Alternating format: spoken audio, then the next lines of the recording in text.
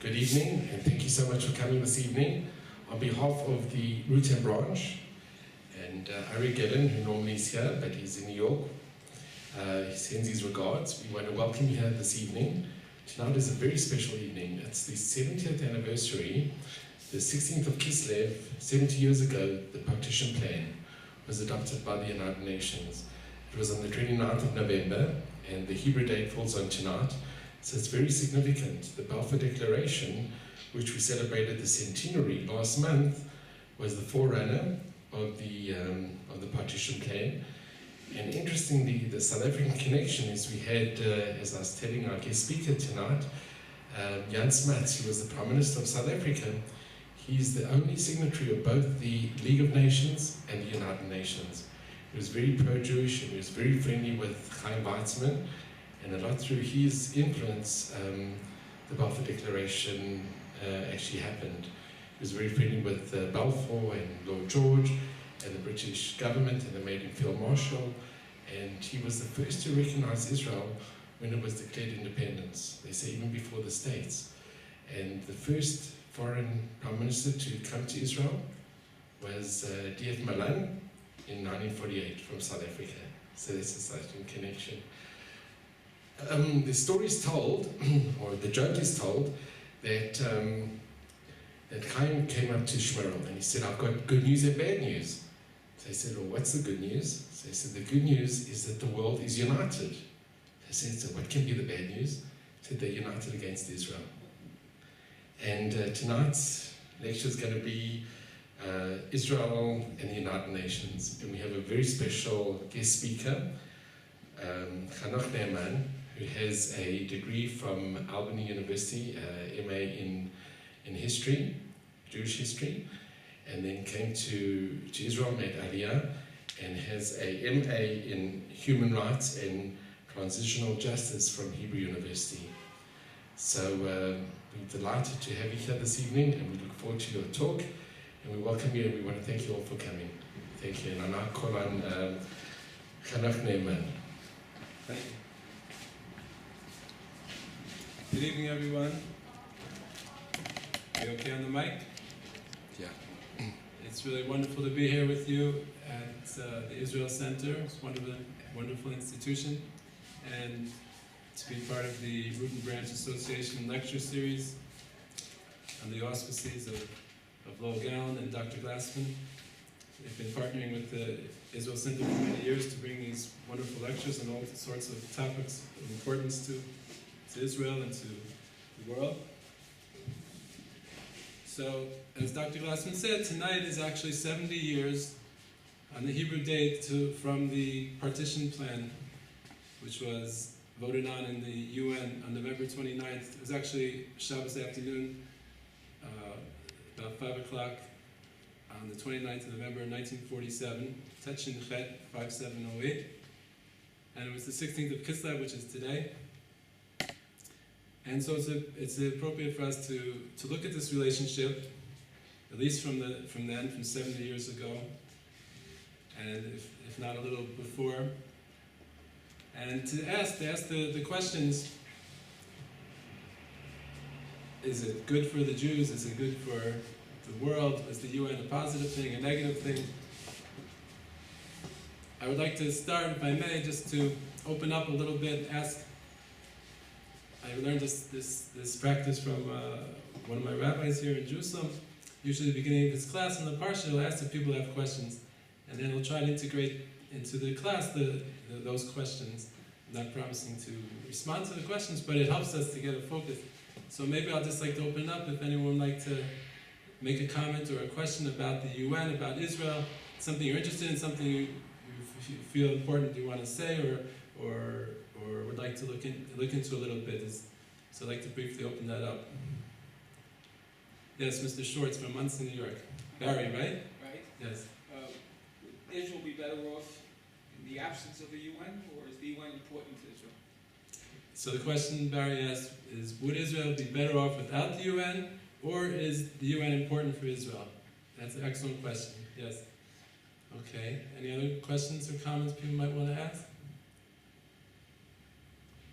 And how relevant is the UN regarding what happened in Rwanda and in former Yugoslavia, where they dismally failed to protect the civilians. So as a united body, how effective are they, or are they still effective? So the question Dr. Glassman asked has the UN been effective in various places, various conflicts in the war? Have they been effective in preventing harm to people? And if not, why? And that's the question. Or in Haiti, they say that they caused more damage actually by being there than not being there. In Haiti? In Haiti, yeah. Mm-hmm. So in Haiti they may have caused more damage, and yes, that's an allegation often made against the UN, that in many circumstances it's claimed they've done more harm than good, their presence has done more harm than good, and so that's an important thing to look into, yes. Any other questions or comments? Mrs. Larkin, did you have any questions? I'd like to hear what you have to say, sir, since you are a guest speaker and you have a lot of inside experience. Okay, but Lo by Shan no med, right? The shy can't learn, so it's okay to have questions. You know, we all have questions. Okay, so before jumping into the historical facts per se, I'd like to invite us to try to take a little bit of an ideological overview, perhaps of just modern Jewish history. And to do that, I'm turn to Rav Kook, whose works in Orot. They've heard Rav Abraham Cohen Cook. One of the main things that he's attributed to do is to explain what's happening in these generations of the Jewish people. These generations meaning the past 100 years, etc. So I also wanted to invite us to read together briefly. I have a couple extra copies here if people like. Actually, I have some different copies. I have anybody want? Okay. I have a here. This is on page 96 in Orot. This is the wonderful translation by Rev. Batzel Naor, which recently came out in a reissue, which I encourage you all to have in your library. It's an essential book, in my opinion, for understanding modern Jewish times. So on page 96, which is part of Orot Milchama, 10 chapters that Rav Kook has there about the war, HaMilchama. This was written during World War I, when Rav Kook was outside Eretz Yisrael. He got caught outside Eretz Yisrael for the duration of the war, because he went to the Gouda conference in Berlin, and then the war broke out. And he was in Switzerland and then in England. He was also instrumental there and part of the Balfour Declaration epic there. So, do we have it on page 96? Yes. Okay, paragraph 3. Does someone maybe want to read out loud for us? Volunteer? Barry? You want to read out loud if you could? Were it not for the sin of the golden calf. Where is it? No, paragraph 3. On page 9. Barry, do you want to? It's okay. We left world politics by force of circumstance that nevertheless contains an inner desire until a fortunate time will come when it will be possible to conduct a nation without wickedness and barbarism. This is the time we hope for. Okay, let's stop there. We left world politics by force of circumstances that nevertheless contains an inner desire, until a fortunate time will come when it will be possible to conduct a nation without wickedness and barbarism. This is the time we hope for. So Rav Kook is giving a survey of all of Jewish history here. And he's saying, we left world politics. Nachon, we left world politics. The Romans defeated us, and we went into exile. But it wasn't just an outer happening. There was an inner desire. It's a very fascinating thing, talking about national psychology. There was an inner desire that we almost wanted to go. Why? Because at that time, it was impossible to conduct a nation without wickedness and barbarism. The way the Romans ran things, the way politics was conducted in Roman times and before, it was barbaric. So it wasn't suitable to our nature. So it was almost as if we had you talk about a death wish, we had an exile wish, so to speak. We had a desire to not to have to deal with that aspect of world politics that deals with all the wickedness and barbarism. We'll be happy to be a minority, sometimes an oppressed minority, sometimes a tolerated minority, but we'll be happy to be in exile or even in our own land under foreign domination. But just so we shouldn't have to deal with that. As you may remember, there's chapters in Tanakh even, you see what David HaMelech had to do when he was involved in world politics. There's certain times there you see they lined up the enemy, they laid him down on the ground, they put out a rope, and every third person they killed in order to create deterrence against the enemy. And that's not the type of thing that Jews generally like to be involved in. So Rav Kook is saying we left world politics with an inner desire until the fortunate time when it would be different. Let's go on. Let's read a little more. It is understood that in order to achieve this, we must awaken within all of our powers to use all the media that time makes available. All is conducted by the hand of God, creator of all worlds. However, the delay is a necessary one. We were repulsed by the awful sins of conducting a nation in an evil time. Thank you. Let's just pause there again. So again, this repulsion, we were repulsed by the awful sins of conducting a nation in an evil time. Now we're awakening. Rav Kook says we're awakening. We have to use all our powers, all the media that's available, and Hashem is the hand of God is conducting all this. All right, let's go on. Behold, the time is approaching. The world will be invigorated, and we can already prepare ourselves. For it will already be possible for us to conduct our nation by principles of good, wisdom, rectitude, and clear divine enlightenment. Jacob sent to Esau the royal purple. Yes, okay, let's stop there. So now, Rav Kook is writing in 1917, 100 years ago. The time is approaching, the world will be invigorated, and we can already prepare ourselves, for it will be already possible for us to conduct our nation by principles of good wisdom, rectitude, and clear divine enlightenment. Jacob sent to Esau the royal purple. This last quote is from Genesis Rabbah. It's actually on Parsha Vayishlach, which we read this past Shabbos in Shul. And by the way, that it was Parsha Vayishlach also during the partition vote on that Shabbos 70 years ago today. And this is talking about when Jacob is about to come back. Jacob is returning from Padan Aram with his 4 wives and 13 children and all his flocks and herds. And he's coming to meet Esau, his brother, who he hasn't seen now for over 20 years since he fled after the whole episode with the fight over the birthright and the bracha, the blessing. And it says that Yaakov sent messengers to Esau, his brother. That's what it says in the parsha. So in the Midrash, in Genesis Rabbah, chapter 75, as well as in Devarim, the Devarim Rabbah, the Midrash Rabbah on Devarim, chapter 1, says that he also sent in the royal purple. The Argaman, the purple represents the royalty.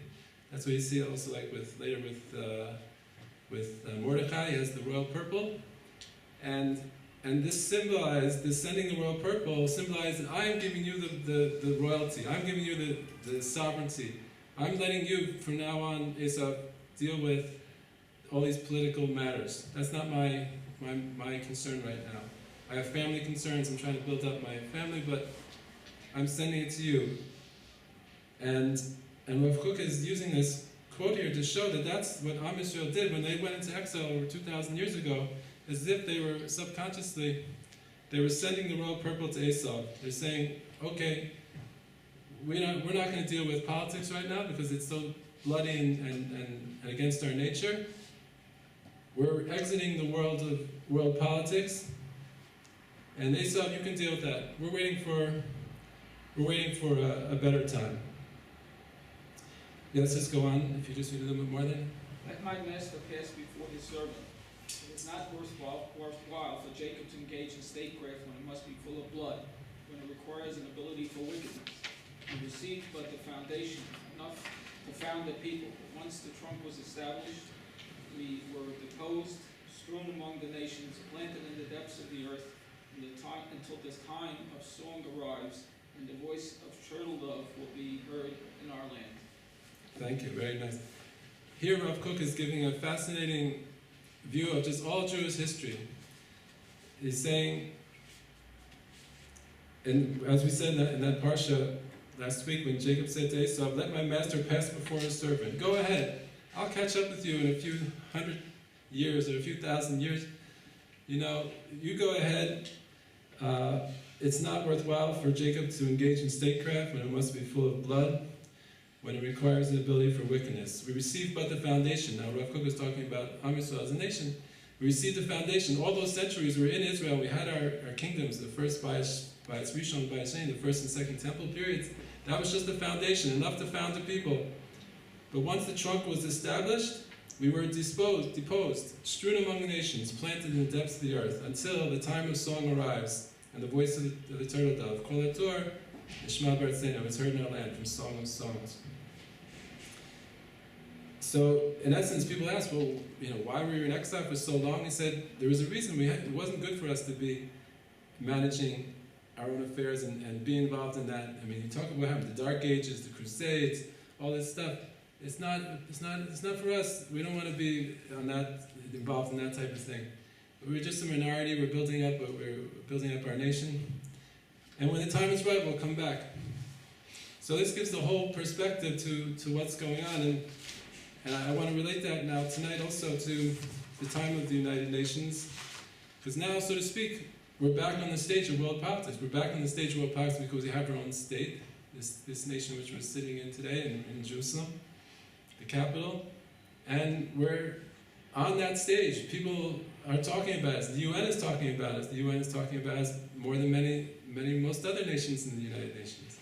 So with that perspective, we'll look at the history of the relationship between Israel and the UN over the past decades. Okay, so really we have to start a little before the United Nations. What came before the United Nations? The League of Nations. The League of Nations. When was that? Just after the First World War. After the First World War, right? And at that time, besides the Balfour Declaration was from England, what was set up by the League of Nations that affects modern day Israel per se? The mandate. The mandate. Which mandate? Palestine. Palestine. Was that the only mandate, by the way? No, there was many. There's about 20-odd mandates set up by the great powers after World War I. The Palestine mandate was not the most even important one at the time. They were more concerned the Mesopotamian mandate stuff because that's where the oil was, Mosul, places like that. But among the mandates, there was a Palestine mandate. So what does it mean, a mandate? What's that about?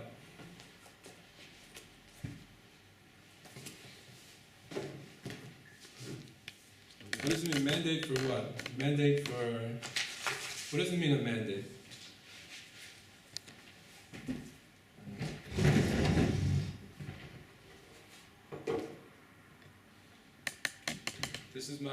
This is our high-tech integrated smart board, which we will refer to. The mandate means we want you, great power, be it Britain or France or America, we want you to be, I don't want to say babysitter, we want you to be the big brother for this people who's not quite ready for independent statehood. We want you to supervise their affairs for as long as it takes. It takes 10 years, 20 years, 30 years, until they can become a sovereign nation. That's what we call today state building, nation building. So, and the Palestine mandate said, you, Great Britain, will take upon yourselves the mandate to build a home for the Jewish people in Palestine. Is this okay? Is this in the...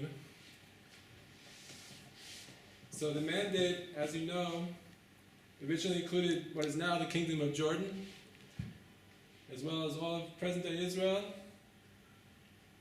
and to the international border with Egypt. And in 1922, there was a clause of the mandate that said that if Britain wants, they could take off the eastern part and make it something else, and that's what they did. They made the eastern part a separate separate place, first called Transjordan, and then in 1946 it became the Kingdom of Jordan. So this was the mandate, and supposedly or assumedly a number of British people did take it seriously when it was started, but over the years Britain had other interests, and they weren't so excited about actually doing the mandate as time went on, and that's not our topic tonight. But after World War II, when the United Nations was started by the victorious allies of World War II, the mandates which were still left became United Nations trustee areas, essentially taking over those mandates, or the supervision of those mandates. They were still supervised by the countries they'd be assigned to. And in 1947, when the British were still in charge of Palestine, they turned over to the UN, and it's still not so clear why. There's many theories why, which we can go into if you're interested, but Britain said to the United Nations, we would like you to try to deal with this. We'd like you to try to come up with a solution. We're not so interested in being the mandate power anymore. We don't think we can bring it to fruition, but we don't know how to bring it to fruition. The Arabs are against us, the Jews are against us, and some suggest that they may have hoped that the UN would just cancel the mandate and give the Palestine back to them as an outright colony to administer. There's many. They retired from World War I. They were essentially from World War II. They were bankrupt from World War II. Essentially, there's many reasons that combined the unrest, the local unrest, both from the Jews and the Arabs. They were spending a lot of money. They had about 100,000 soldiers here in Palestine after World War II. And so they turned it over to the UN in the middle part of 1947. So the mandate was supposed to run out later in 1948, and they had a vote on November 29th, and they decided, or they suggested that that Palestine be partitioned between the Jews and Arabs. Does anybody know roughly what the partition was?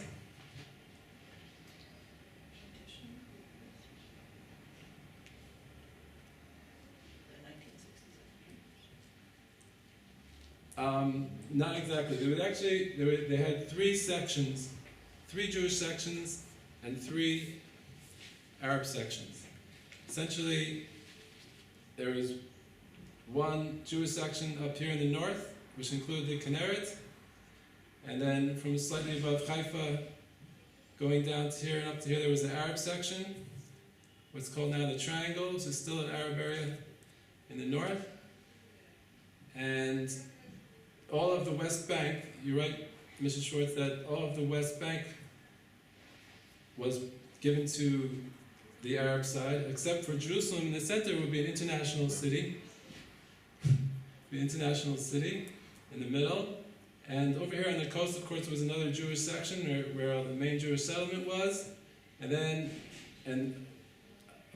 over here. And then near what is now Gaza and this part was another Arab section. And then coming up from about the middle of the Dead Sea and going down like this and up to here, most of the Negev was a Jewish section. So there was three sections, one Arab section, Arab section, Arab section, and one Jewish section, Jewish section, Jewish section.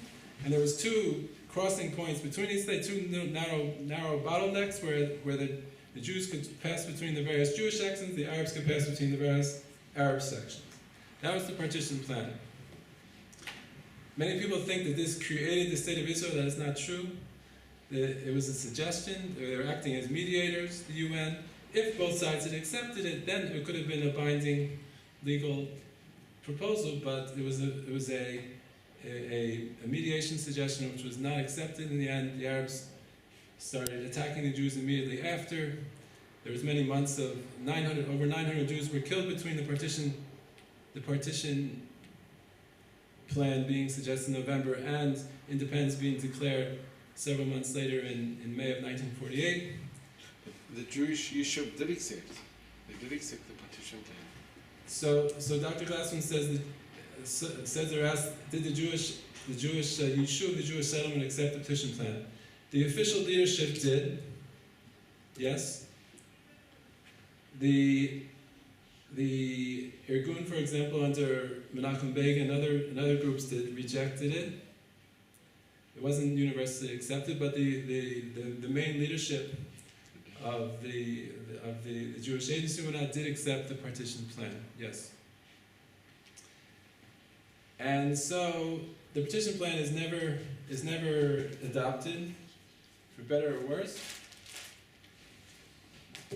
And on May 15th, when the state is declared, besides having the local Arabs, as well as they've already been supplemented by people from outside. In fact, even Iraq had sent in people who were fighting here, and Jordan had people there before. But when the state was declared, so then there was an attack by 5 Arab nations from without, as well as the Arabs from within, which already some of them been fighting. And there was a war which lasted for several months with several truces. And I'd like to the next thing is to just look a little bit about the role of the UN in that war and in the end of that war, which there was armistice agreements signed with the various nations. So the war wasn't a straight out war forever. There's actually about a month fighting from the middle of June to the middle of May to the middle of June. And then there was the first truce. The UN called a truce. And it was during that time, during the truce, that, for example, that the Altalina, the arms ship, was brought in by the Irgun, which was fired upon, and most of the arms was destroyed. Not all, many of the arms were successfully unloaded and used by the IDF. But that happened then. And then, at the end of the month's truce, the day before, the Egyptians attacked again, and fighting broke out again. There was several truces, about 4 truces that were in the various parts of the War of Independence. And this became a legal issue, also significant when we get to the armistice. In some of the truces, the Israelis broke the truce, for example, to retake part of the Negev in the south, most of the Negev in the south. The Egyptians were in the Negev, and they realized that they had to repulse them. And so the Israelis broke the truces to attack both sides broke the truces in several times. And that became an issue after the war. So there was the UN, when was the UN started, by the way? 1945. And how many nations were there when they started it? 130 or so. How many? What, at the very beginning? Yes, in 1945, how many nations started? I can't remember exactly. I'm trying to I've got 230 in my mind. 230? There was 51 nations that started back then. They were all Western allies, victors in World War II. For instance, Germany, for example, didn't get in until I think 1973 or something. They were all victors or allied nations. There was 51. Most of them were democracies when they started, which is a significant thing. Today, there are 193 members of the United Nations, which is just about every nation in the world. There's 2 non-member states of the United Nations. One is the Holy See, the Vatican, and the other is the state of Palestine, which was admitted as a non-member observer status. I won't comment right now on those 2 being the 2 non-members, but so there's 193, and many of them are not democracies. They're autocracies or dictatorship. And that's part of the problem, as we'll see. But in 1947, in 1948, the UN was also very new. And in fact, the armistice negotiations, which were conducted under UN auspices, played a strong role in establishing the UN as its credibility as a peacekeeping and peacemaking body.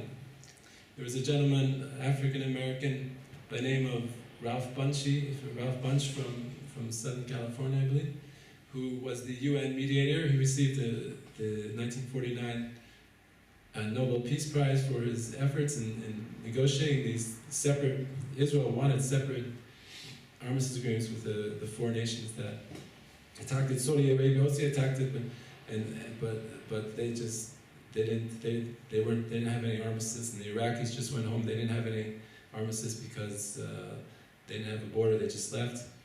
But those armistice agreements were brokered by the UN, and there's some very interesting book by a Bar-Ilan professor. I think his name is Mordechai something Bar-On. There's some very good books about this you might be interested in seeing. The very fascinating thing how all these negotiations took place. They took place most of them, not all of them, in the island of Rhodes, in the Caribbean, in the Mediterranean. And there was actually an issue. This was part of what I wrote my paper on for as a class I took with Professor Rabbi Sabal at the Hebrew University, also originally a South African, on international law and the Israeli-Arab conflict.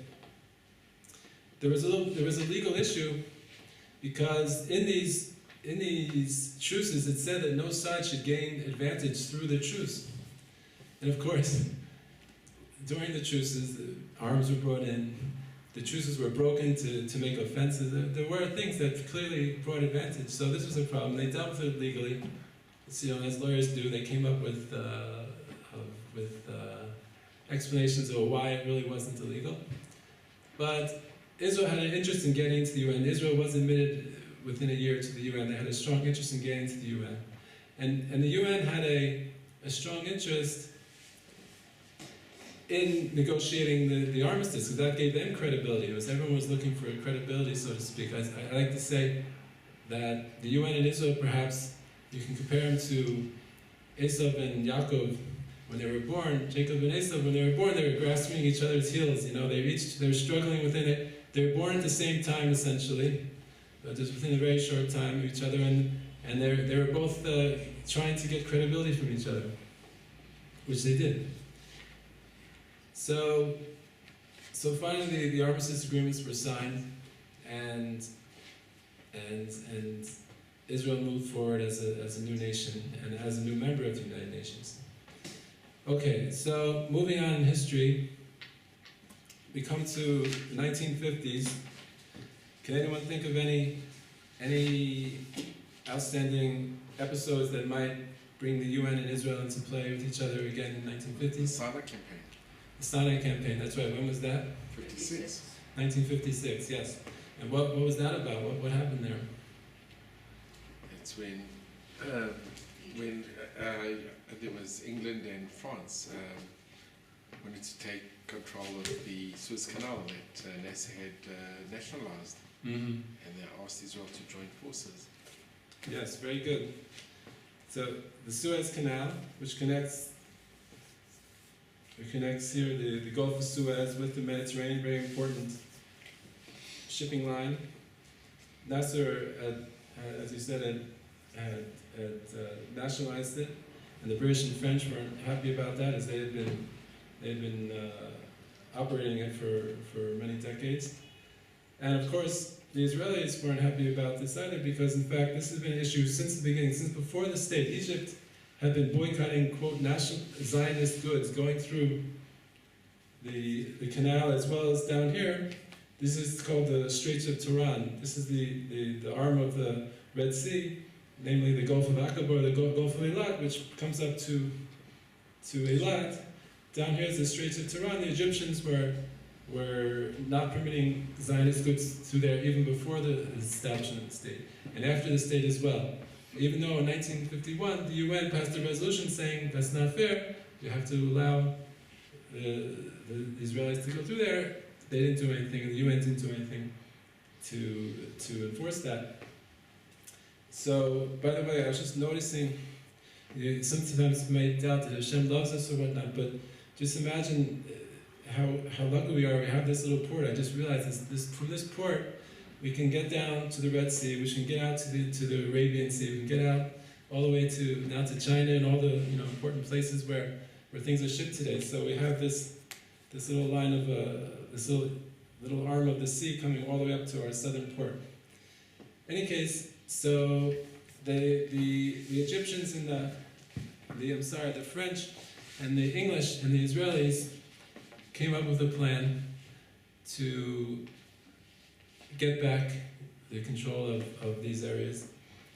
And they launched this in October, the end of October 1956, which was a few weeks before the November 1956 presidential elections. Dwight Eisenhower was the president of the United States. Dwight Eisenhower was not amused by Israel and France and England doing this plan, which people saw through. They realized there was a plan that they had planned. Originally, they tried to make it Israel would attack first, and that would give the excuse to Britain to come in and France. It didn't go very well. Although significantly, the Israeli part did work. The Israelis managed to capture most of the Sinai Peninsula within a few short days, or the places they wanted to get. And in fact, it was the dry run, so to speak, later for the Six-Day War, and it had a significant impact on Jewish history and Israeli history, even though at the time they were forced almost immediately to withdraw. But the UN this time was run by a Secretary General was a Swedish fellow named no? Dag Hammarskjöld, right. Did you ever see the Dag Hammarskjöld stamp, by the way? Yes, yeah. Oh, you have? Collector, sure. Are you a collector? Yeah, my grandpa would collect US stamps too, and he has like sheets and sheets of the Dag Hammarskjöld stamp because there was a misprint on it. But then they reprinted them. They reprinted. So he has like the original and the misprint. Yeah. I thought it was going to be very valuable, and then they reprinted. That's right. That's my grandfather's too. I used to have them. Sure. So by the way, if you want to be Secretary General of the UN, you have to have a name which means some sort of animal in Hebrew. You have Dag Hammarskjöld, which means fish, right? Then we had Kofi Annan, which means monkey. It's just a requirement that you have to have a funny name if you want to be Secretary General. You or Lai or all types of weird names. So Dag Hammarskjöld basically attacked France and England and Israel for this, not Egypt, which I of course had provoked it by stopping the shipping and closing the Straits of Tiran.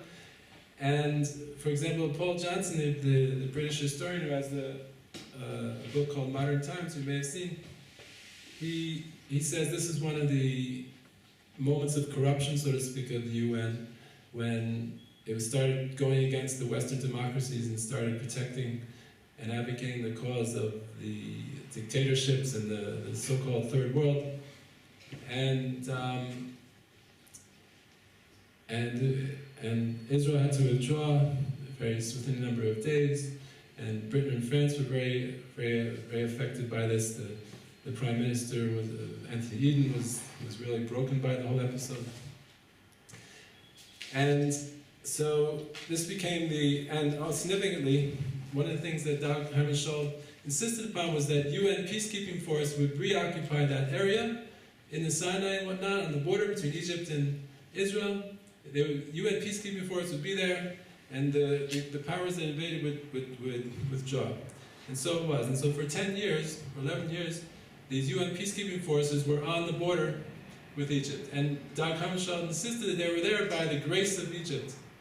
That they were the ones that were invaded. They ignored any previous actions by Egypt. They looked at Israel and Britain and France as the aggressors, as the hostile initiators of this war. And so they said these UN peacekeeping forces are there by the grace of Egypt. And then in fact, in 1967, when Nasser decided that Egypt was strong enough to attack and defeat Israel again, he simply asked the UN peacekeeper force to leave, which they did. That was the end of the UN peacekeeping force, and then we had the Six-Day War. Also, again, for these issues of free shipping and other things. So now, I asked a question about the Six-Day War. I'll preface it by saying this is not a trick question, and this is not a rhetorical question. Why was the Six-Day War 6 days?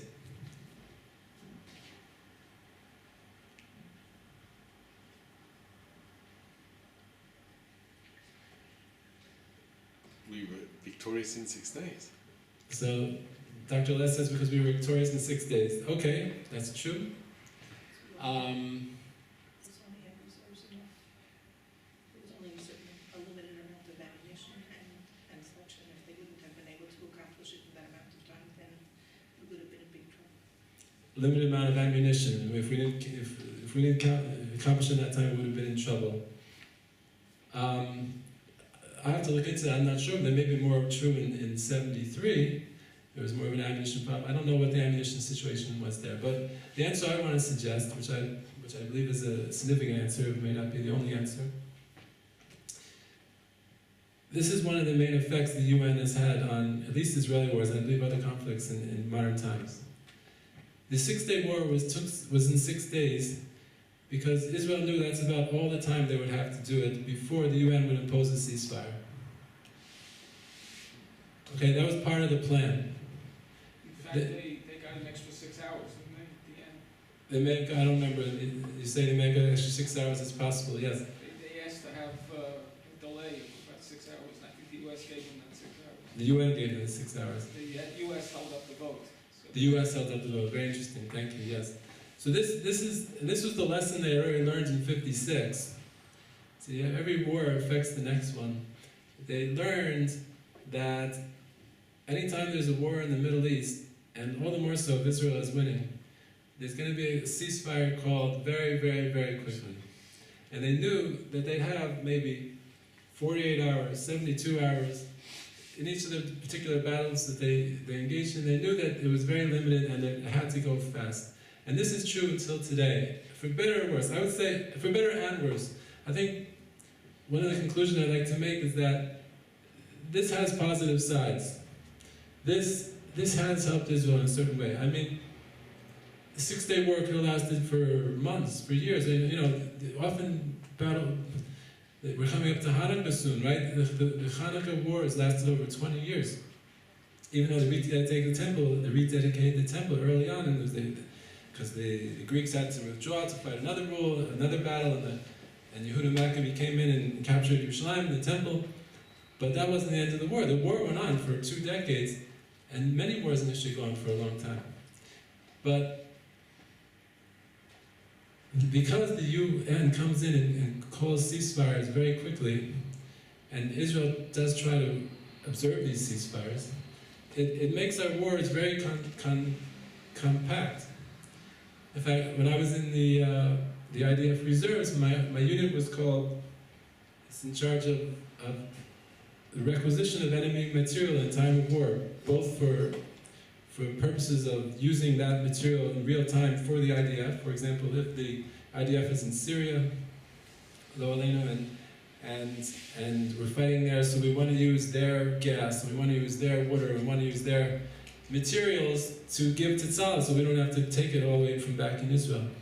And also to take the enemy materials like the tanks and whatnot. So I remember when I was in the unit, I didn't do this fortunately, but the veterans in the unit said from the wars they'd been in, Lebanon and other places, they said that's how it is. They knew they were under orders, get that tank back to Israel fast, because you have maybe 24, maybe 48, at most 72 hours before the ceasefire is going to be called, and you're not going to be able to bring anything back. And of course it's very significant. You want to see how the Russian tank works, and many of our allies want to see how the Russian tank works. And so this has affected Israeli wars until today. So the 6 Day War was 6 days because of that, because we had to get it done. We wouldn't have more time than that. And I want to suggest, if the UN has had a positive thing, maybe the UN has not stopped wars in our day, but it has changed the nature of them, and this may be a positive thing, that, of course, war is always a horrible thing, but the fact that it's limited in a certain duration for us, I think it has positive aspects. Can I ask you, how come in Rwanda it went on for over a month? The killings, and they knew there was massacres going on, and the UN didn't intervene, and they let it just happen. So Dr. Glassman asked about the massacres in Rwanda in 1992, I believe it was. Why they went on for so long? Why in the space of a month, hundreds of thousands of people were massacred. I don't have an answer for that.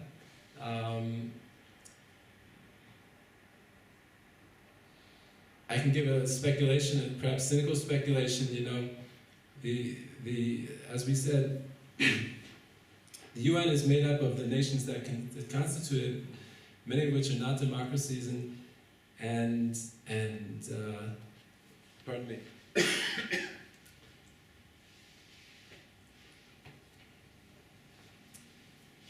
You know, when it's in their interest, when Western oil interests are endangered by Saddam Hussein invading Kuwait or other things, so that gets people's attention. When Africans are being massacred by Africans in Africa, maybe people care less about that. It's actually it's a very good answer, because look what's happened in Sudan, in Congo, even in Syria. When Yes, Arabs in are, Syria, Congo. I'm sorry, I have a little cold. Pardon me. I think it's a very good answer. No, it's a sad answer. I wish there was a better answer, but I don't know.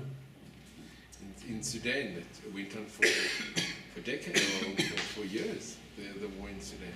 Yes, the war in Sudan. Yes, and all those nations now all those African nations, are members of the UN, and so that's a question. You know, who I remember when I think I wrote to some of my congressmen in 1992. I was before I made Aliyah. And I said, you know, what are we? Can we do something about this? But the question, you know, and I think there's a lot they could have done. Also in Yugoslavia, in the Bosnia, when President Clinton's time, in the Bosnia conflict, and eventually they did some airstrikes, and you know, it takes time before action is taken.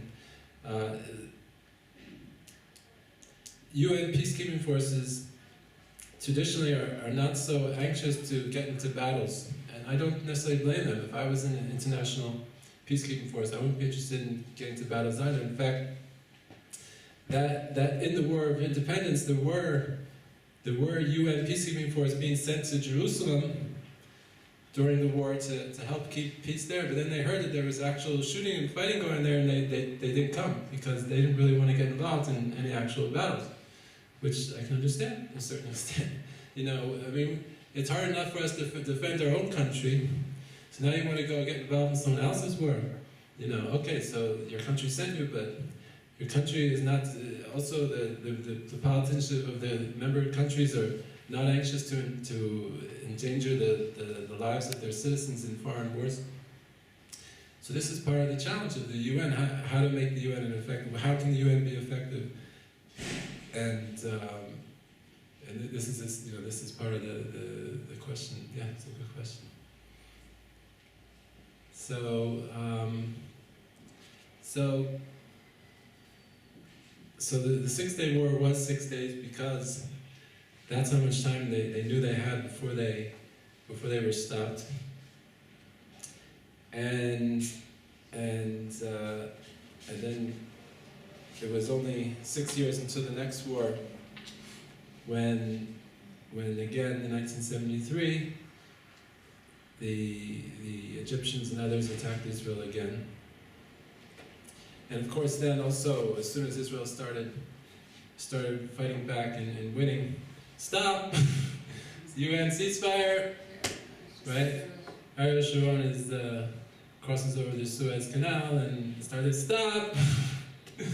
Okay? I'm not saying that's all bad. I'm not saying that. I think that maybe that has, like I said, that's good in a certain sense. I think it would be worse off if we didn't have the UN stopping these things. And of course, that's very good, because what's important is the Arab nations saving face. Not just the Arab nations, but also that when they start to lose, they want to save face. So if the UN forces them to stop, that's a good space-saving method. You know, they can't say, oh, we stopped because we were losing. They say, no, we stopped because the UN told us to stop. So I think that's positive. I think that's better. When I get to the conclusion, going back to what we were saying about with Cook and whatnot, I won't go too long, but I think the UN with all its deficiencies, has a certain salutary effect on international conflicts, a certain way of dampening them, which they could be worse if it wasn't.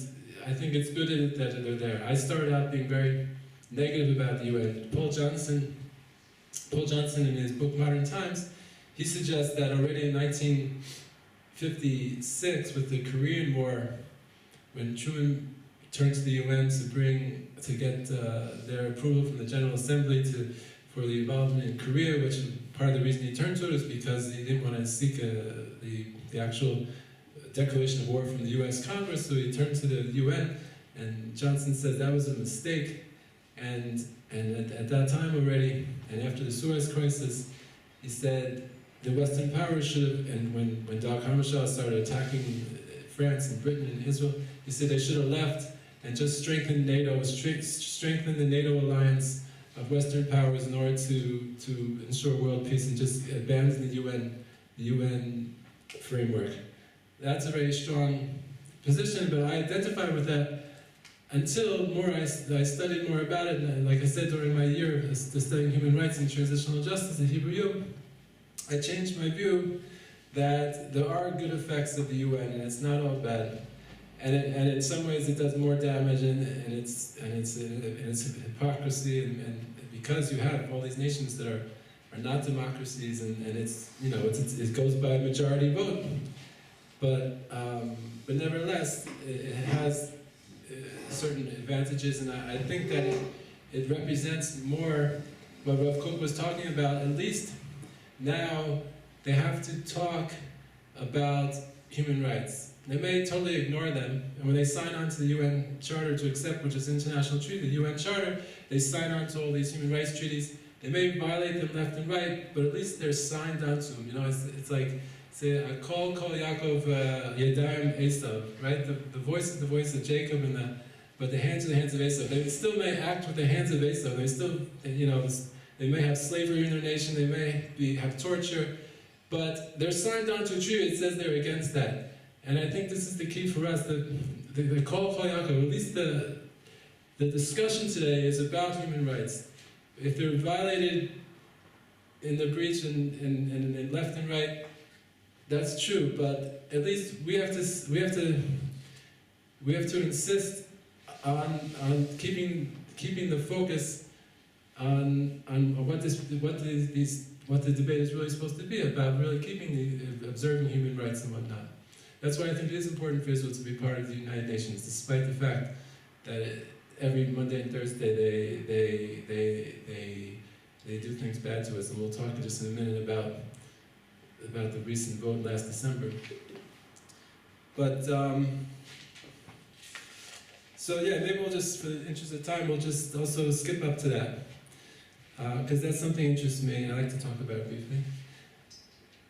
Well, yes, Mrs. You mentioned about in 1945 when there were a slim number of members of the United Nations, and China asked to be included, and China at that point was 3/4 of the world's population. And if the United Nations was looking at the world and who should be included, and if they're talking about people, they were leaving out 3/4 of every person walking on 2 feet, and they didn't let them in. Since then, I have had not very much.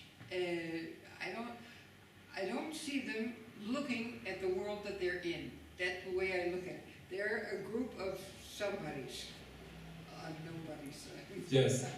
Thank you, Mrs. Larkin. Mrs. Larkin was pointing out that China in 1945 was not accepted to be part of the UN, which I'm not sure. I have to check. I don't remember if that's true or not. But she said that there were 3/4 of the population in the world, and that, so the UN started out as the victors of World War II. It wasn't an open club, so to speak, at the beginning, and it was controlled by the Americans until the early 1950s. In fact, it's a very interesting theory, I don't know, it's not proven, it's a theory in this book by John Loftus and Mark Ahrens about the secret war against the Jews, about Western espionage and Israel and the Jewish people. He claims that Ben Gurion and the Zionist leaders at that time actually blackmailed the Americans based on things from World War II that happened, information they had on them, in order to pressure them. The Americans controlled most of the Central and Latin American vote, and in fact the vote did change over the course of the week before leading up to the partition. It's an interesting chapter in history to examine.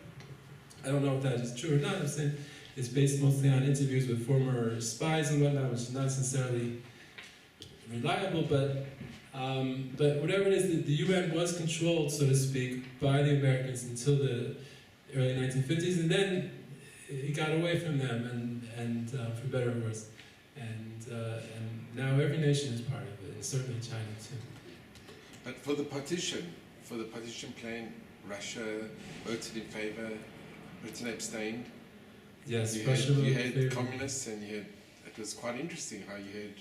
Yes, it was interesting. That's something that was America, part of America. Rabbi Wein writes in his book that was just a window of opportunity in history when both the Russians and the Americans could agree on something right before the start of the Cold War. They could both agree that yes, we believe that the state of Israel should be established. That was a unique window in time when those various nations, as Dr. Glassman said, would support the partition plan. It's interesting, yes. So It's just a miraculous thing that it happened to be a Russian's vote that tilted that we should be able to exist as a nation. right, yes. Although, as we said again, in the end, the partition plan did not establish the state of Israel. It gave a certain legitimacy, which is why it was so important in the eyes of the Jews, but it did not. The UN partition vote did not establish the state of Israel. The only thing that established the state of Israel was the Israeli War of Independence. But we had the world nations agreeing that the Jews are entitled to, and this was, the Balfour Declaration was the world power, which was Britain at the time, but here we had the world nations unanimous decision that Israel, the Jewish people, are entitled to their own homeland. Yes, thank you. It's very significant. Thank you. Yes, the significance was, as you said, that so many nations, or at least the majority of the 55 or so nations that were then part of the United Nations, said that yes, the Jews should have, also the Arabs, they said at the same time, but they said Jews should have at least part of Palestine, and that was very significant, and that's why so many people were rejoicing. It was just like a dream for them for that to happen. And there was another point I just wanted to, you jogged my memory, which now I forgot. Oh yes, let's say, so it's interesting that partition plan was also, as we said, it was also Parsha Vayishlach, which is the Parsha where that quote from Rav Kook that's brought there about Jacob sending to Esau the royal purple, so that same Shabbos when they made the vision was Parsha Vayishlach, and so it's significant perhaps that that's the same Parsha where it was handed over, so to speak, the royal purple. It was, as it were, symbolically handed back by the petitioner, saying, yes, we think the Jews should indeed have a homeland in Palestine. So do we have time to, is it okay to, I've actually tried to, well, we're almost at a little less than an hour. Can I do one more time? Okay. So, what happened last December in the UN Security Council? Remember? I'm sure you all remember, but just can't. In the waning days of the Obama administration, America abstained. And what happened when America abstained? What was passed? New Zealand actually put the vote that against settlements and against Israel's so-called occupation. America abstained, and the vote went through. The vote went through who? The Security Council, right? It was the Security Council, not just the General Assembly. The General Assembly, for the past 40 years, every week is passing something against Israel. But the General Assembly is made up of all member states of the United Nations. The Security Council is, I believe, 13 members. 15, thank you. Now, 15 members of the nations. They rotate. There's 5 permanent members, which goes back to World War II, the victors. In fact, Germany has been pushing for a long time to get permanent member status on the Security Council. They haven't been gotten yet. Thank God. Thank God. So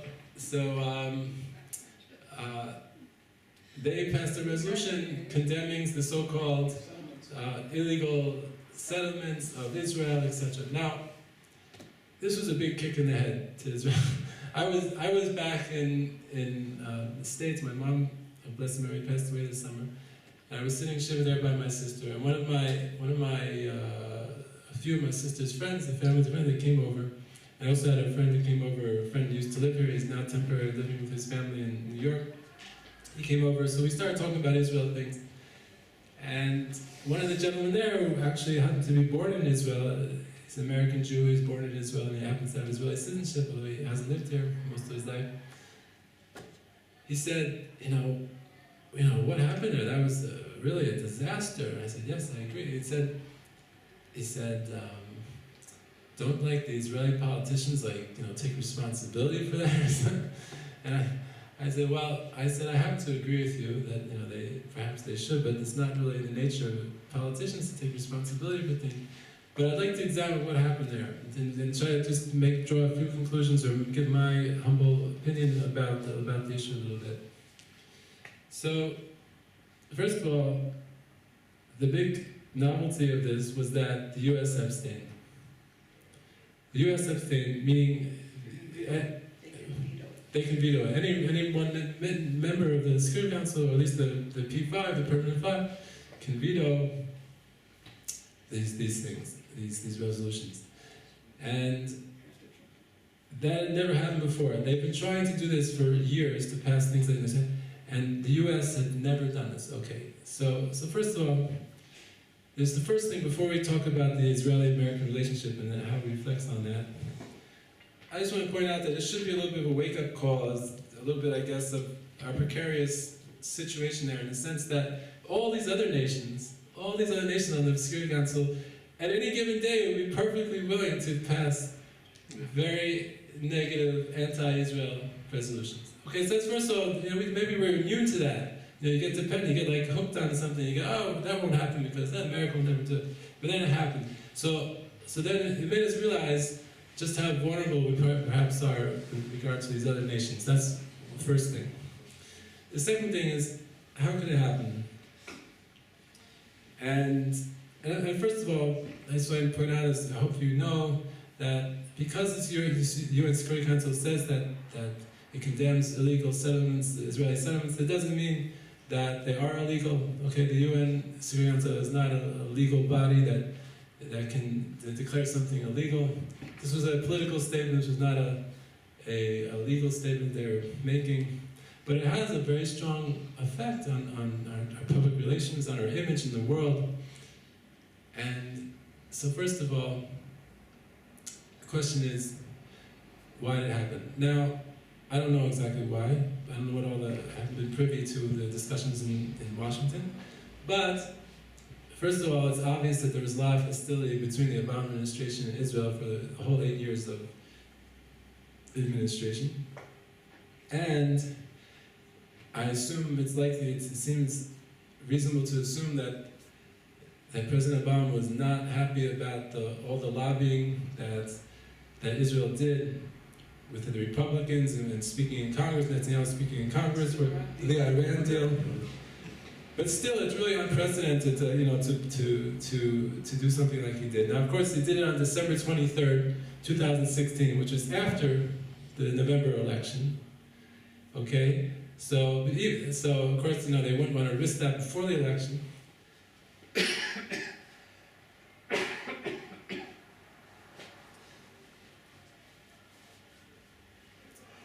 Pardon me. And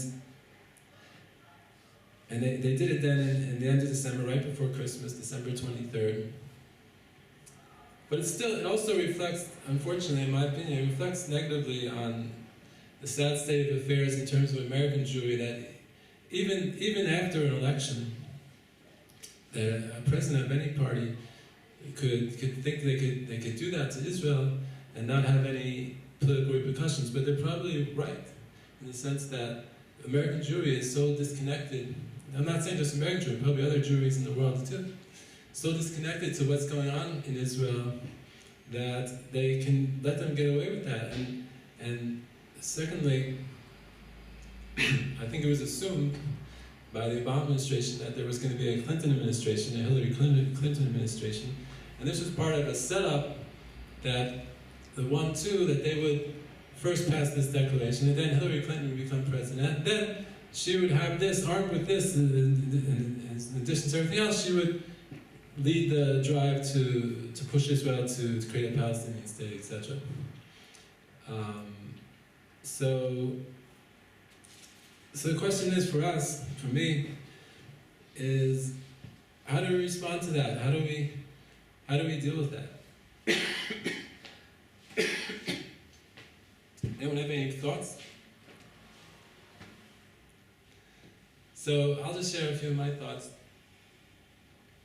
And that is that the UN and Israel's membership in the UN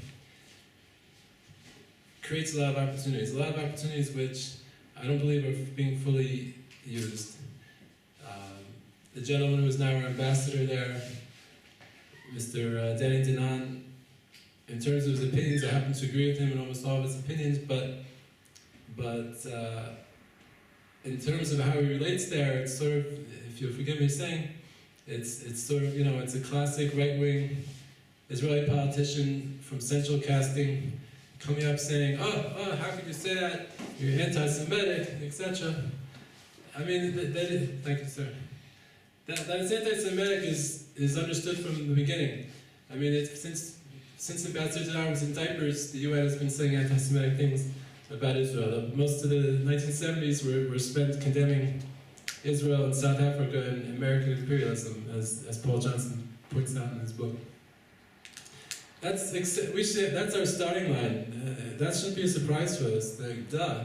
Of course it's anti-Semitic. Of course, but saying that doesn't help our position in the world of public opinion, in the world arena.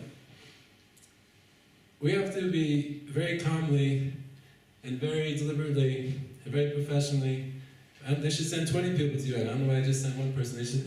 We have to be very calmly on their terms, on the terms of the UN Charter, on the terms of the UN, all the human rights treaties that all those nations, or most of those nations, signed. We have to be calling them on all these statements, not saying you're anti-Semitic. We have to be saying, oh, well, let's examine what you're saying. You're saying Israel's doing X, doing Y. Let's talk about that. What exactly are you saying? What are you saying they're breaking? Etc. And to bring it onto their terms in the Kol Yaakov, in the voice of Jacob, with the values of human rights, which we believe in and which we stand for. We have to bring it on their terms, and very loudly and very, very calmly, but very loudly. We have to what's the word? Demyth or we have to take apart their accusations, and not for the sake of them making accusations, but for the sake of all the people who are listening, for the sake of the American people who are listening, for the British people, of people around the world who actually care about democracy and care about human rights, and to show that Israel is an outpost of human values and democracy in the world, and to rejoice that really that we with all this mess that the UN represents, to rejoice that perhaps we are in this more fortunate time that Rav Kook wrote about, where it is possible, at least in ideology, let's say, in on paper, it's possible to be involved in politics and not to resort to barbarism. At least the nomenclature, at least the discussion is about doing things that are good for humanity. And so we should pray and we should hope that we can work within this framework to make the most of this opportunity that Hashem has given us. All is created, all is by the hand of God, the creator of the worlds, as Rav Kook wrote, to use this opportunity to make a strong case for the truth and make a strong case for real peace in the world. Amen. Can you give a vote of thanks? What's that? Can you give a vote of thanks? Yes, sure. Okay, once again, I want to thank you all for coming. I just want to mention, you mentioned a few names. Beryl Wine once mentioned a very famous statement. He's a phenomenal historian. He incorporates Jewish history and world history. And he quotes often, he said, Shlomo HaMelech, who said, Ein chadash tachat hashemesh, there's nothing new under the sun.